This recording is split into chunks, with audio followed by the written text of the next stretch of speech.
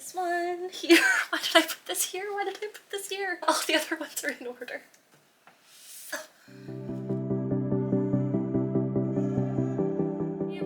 Welcome back to another video on my channel. I'm Nick and I do words. I'm an avid reader, writer, and therapist in the state of California, and this channel is all about reading and mental health, among other things. This video is where I talk about my reading taste. I was hoping you could all get to know me a little bit better if I went through 10 books. This is most of them.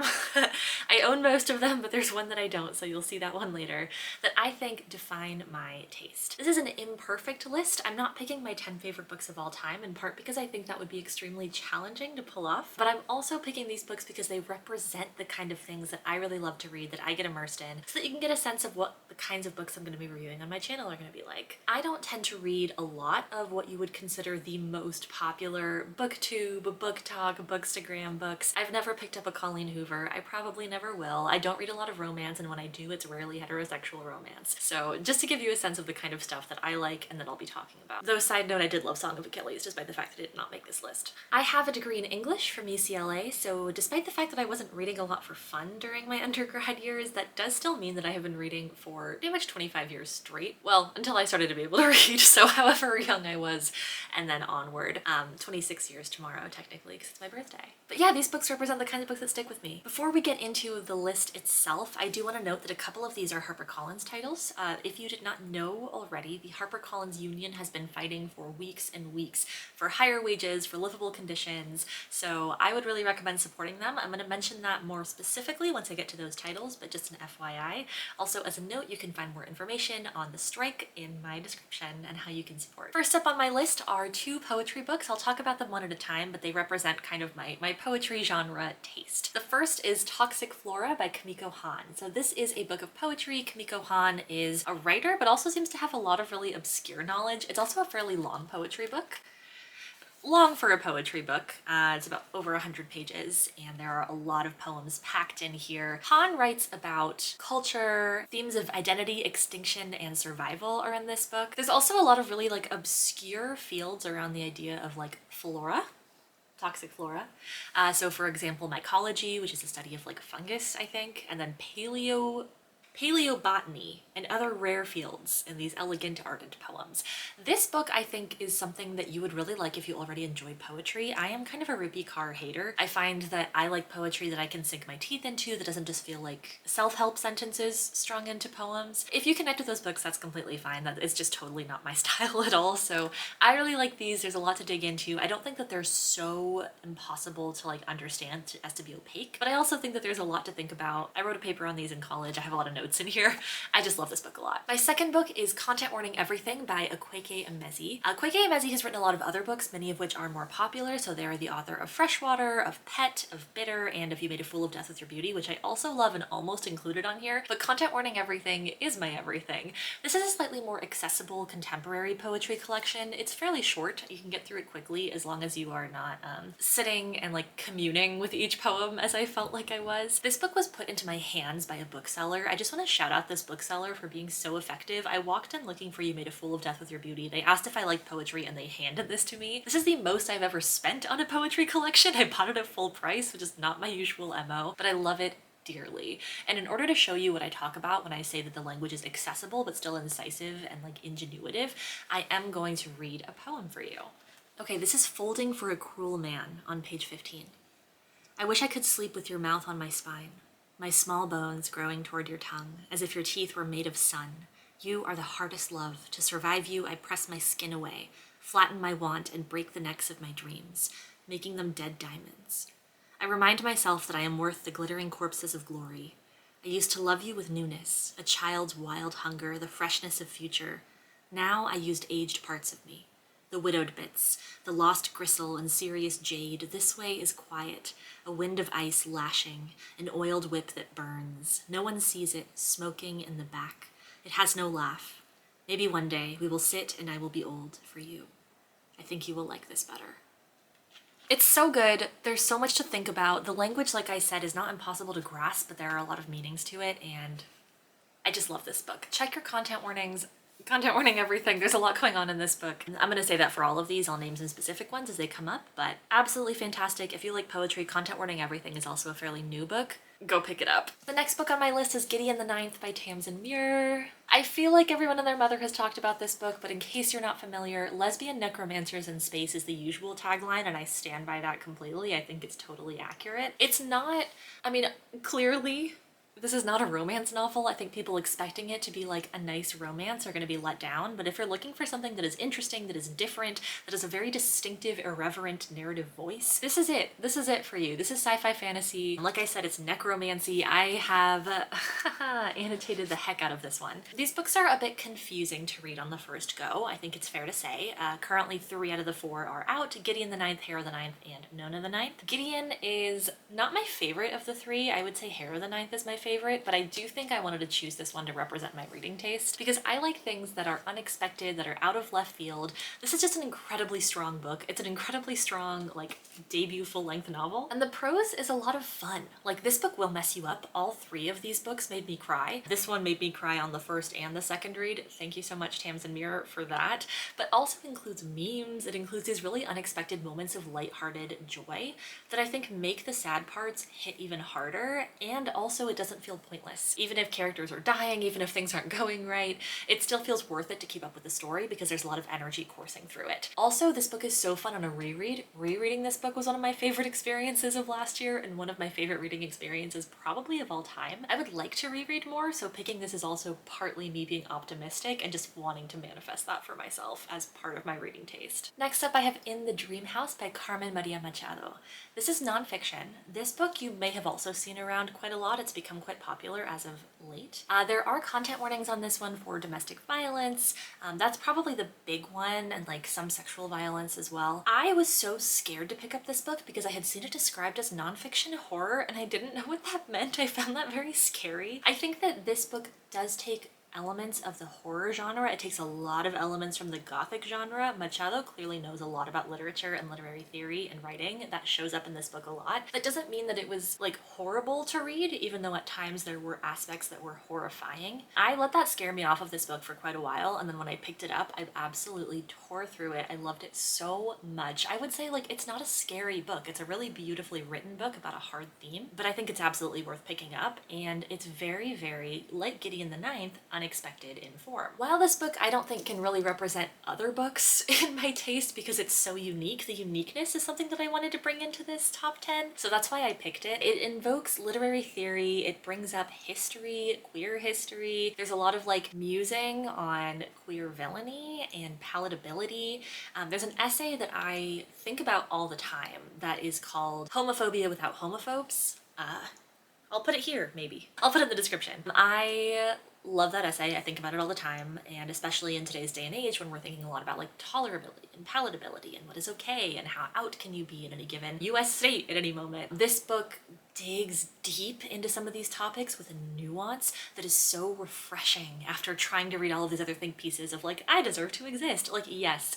And the fact that we have to start there every single time is exhausting. So I really, really appreciate this book for getting into those hard conversations when I think a lot of other people aren't willing to because they are presenting to a straight audience. Machado is really not, and I loved that about this book. I mentioned this in my first ever video. This is a memory called Empire by Katie Martine. I have annotated this one to hell and back as well. This book and its sequel, A Desolation Called Peace, are bricks. They are my honorary bricks of this video. They are long as heck. They're over 400 pages. A Desolation Called Peace might be over 500 pages. This one I think is just under 500. Let's see. Yeah, it's 450 with the appendix, which has a lot of very fun stuff in there. This is sci-fi fantasy. This is also sapphic. I was hesitant to include this one and Gideon the Ninth, but they have very different tones and I think very different like end goals. So I felt fine including the both of them. This book is spectacular. The prose is absolutely to die for. It knocks me out every single time. I'm excited to reread it, even though I just read it this last summer because it was that good. This deals with culture, it deals with assimilation. The tagline or the dedication of this book I'm going to read to you really quickly because it is very important. This book is dedicated to anyone who has ever fallen in love with a culture that was devouring their own.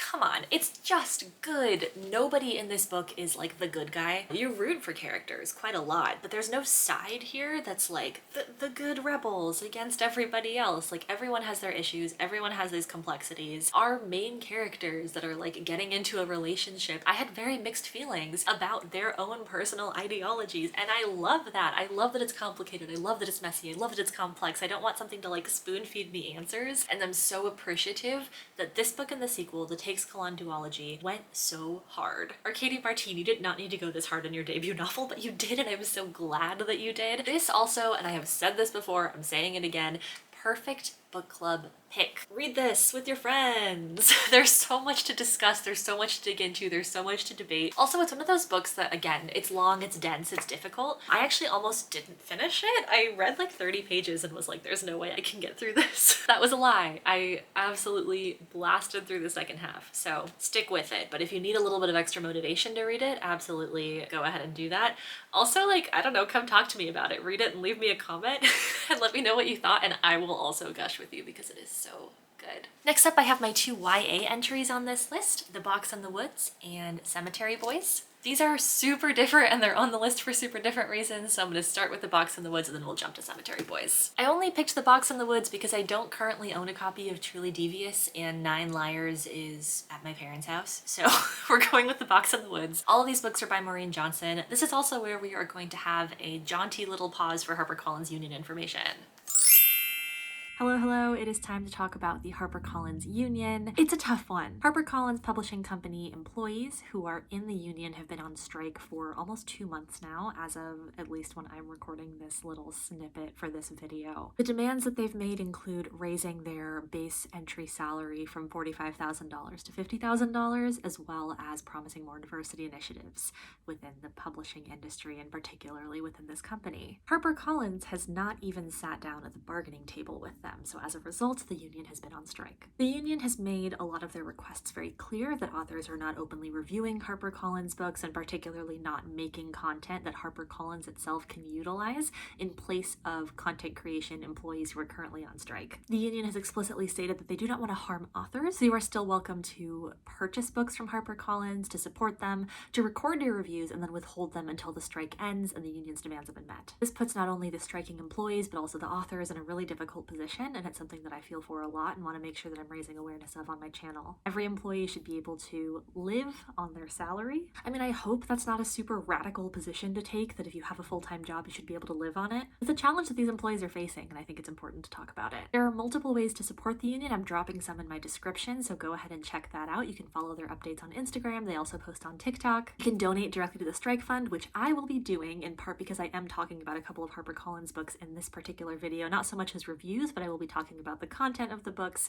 and also why I chose them to be part of this video. And finally, they have a bookshop.org storefront where you can purchase, and through affiliate links, they will be receiving some money that they can utilize as well. So I hope that all makes sense. And if you, like me, have a lot of feelings about workers' rights and want the publishing industry to improve, then go ahead and read more on the union, support them however you can. Back to the video. We're back from the pause. Okay, so these are mystery books. They're murder mystery books. Our protagonist, Stevie, is a teenager. She goes to boarding school. It's very YA in that regard, but I think for me, I struggle with some YA novels, particularly because the writing itself doesn't feel like it is taking a lot of risks. And this is just me. This is just my own opinion. Again, I am a full adult. I'm not the target audience for these books, but I have loved the Truly Devious books since like the very first one came out, and then I just started reading them as they came out every single time. 9 Liars was like my most anticipated read of December and I got it early. Not on purpose or anything, just because they had it in Barnes & Noble and I snatched it. That sounds like I stole it. I bought it at Barnes & Noble because they accidentally put it out early. And I loved it so much. I don't want to say too much more in like a review sense about these books because again, the union is something that I really do want to support, but I chose this in part because I'm always looking for the feeling of these books. I always want a mystery that's like fun and interesting, where the main character is not a cop, where we're not really dealing with a lot of law enforcement, because that just like is not my thing or my style. I don't enjoy reading about that. I like reading about like the intricacies of a mystery and also friendship and friend groups and romance and all of those things intertwined. I like really strong characters. So I picked this, yeah, because I think I'm always trying to chase the feeling of reading these books for the first time. I'll probably reread them again soon. Cemetery Boys by Aaaaand Thomas is my other YA entry. I picked this partially because there is a particular kind of like YA fantasy that I really enjoy, particularly if it's queer. You might be sensing a theme in this. I don't actually read that many books that are not queer these days, even though I am trying to diversify my reading, but I'm also trying to diversify it while it's still being really queer.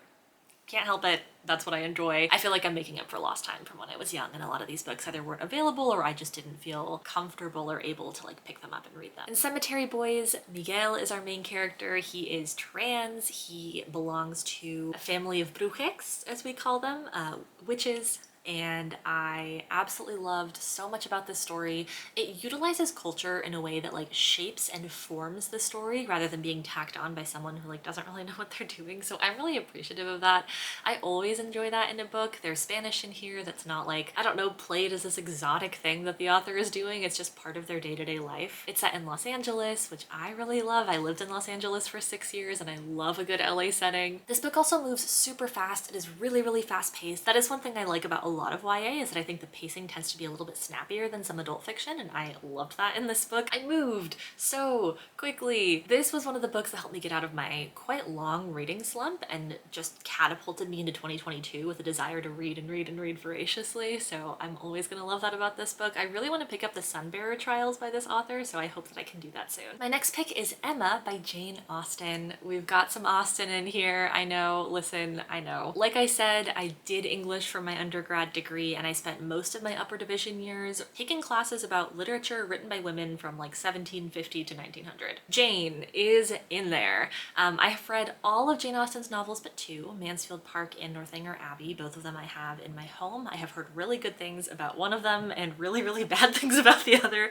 so I'm excited to pick them up, but we're gonna have to see when that happens because I'm like nervous. This book is a copy that I received from some friends years ago in a little book box. It also included some cute like socks and a themed lotion and stuff. It was adorable. I still have the mug from it. It's quite pretty. I don't know, I just like it a lot. The end papers are like cute and fun. Emma is not necessarily my very favorite Austen novel. I think that's probably Persuasion. It is one of the ones that I own, and I also love Emma because I think it really fits in with something I've been saying in a lot of these other books, which is that I like characters that are messy, that I'm not always supposed to like all of the time. Emma is insufferable and I adore her. I do want to note that Jane Austen has been rightfully criticized many, many times over for her portrayals of pretty much exclusively white, wealthy women. I actually made a video on TikTok a little while back that I might elaborate more on this channel at some point about the fact that she completely erases labor from her books in a way I find very fascinating, and how that has trickled into our current understanding of what the past was like. Also things like the Bridgerton experience, etc. I don't know, this like fantasy that past was laborless. And also the idea that these days people are saying like, I don't dream of labor, and how in some ways I agree with that, and in some days I really do dream of labor, but like meaningful labor that I'm doing because I want to be doing it and because I think it'll benefit people, and not just because I have to make money at the end of the day. That's a whole other thing. That ties into me being a therapist as well, I think. But regardless, I think Emma is fantastic. I think Jane Austen writes really immersive worlds. I think she writes very fun characters. I think that the pacing of these books is just really nice. Like, I feel like I'm slowing down. I like to listen to Jane Austen on audio when I can. I think that it really brings the books to life. I re-listened to Pride and Prejudice this last summer, and it was a total delight and a joy. So Emma is on here for the swoon-worthy romance. I don't have a lot of other romance on this list,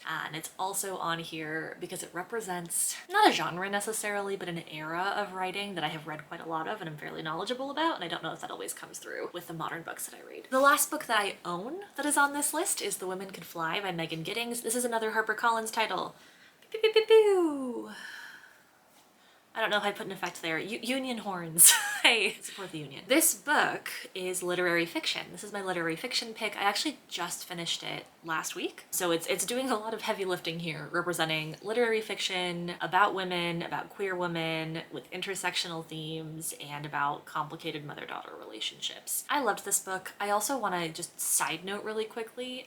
This book is about witches, and it is about memory, and it is about like the liminality of time. It's about magical realism, and I'm using that term term correctly. People throw it around willy-nilly, but it does use magic and magical realist themes to talk about these themes of like oppression in a way that is impossible to truly like explain or understand. This book also is emblematic of a thing that makes me want to fight people in reviews a lot on like Goodreads and Storygraph, which is people will pick up literary fiction and then be like, why is this a literary fiction book? And then give it 3 stars. And it makes me really mad. The pacing is a little bit wonky on purpose. There is like an intention behind that. The characters are kind of unlikable on purpose. The relationships are complicated. There's no moral. It ends on a fairly open, really beautiful note, I thought. And it's not supposed to have perfect, tidy closure. It's supposed to make you think. It's supposed to make you wonder about the choices the author is making. I thought it was impeccable and fantastic, so that's just me. The prose is also stunning in this book, and one reason I wanted to mention that is because I will follow good prose a lot of weird places. I really like literary fiction. You'll see that on this channel. I like reading weird and interesting books that I might not have otherwise expected. Another one that comes to mind in this same vein that I don't own myself is Hex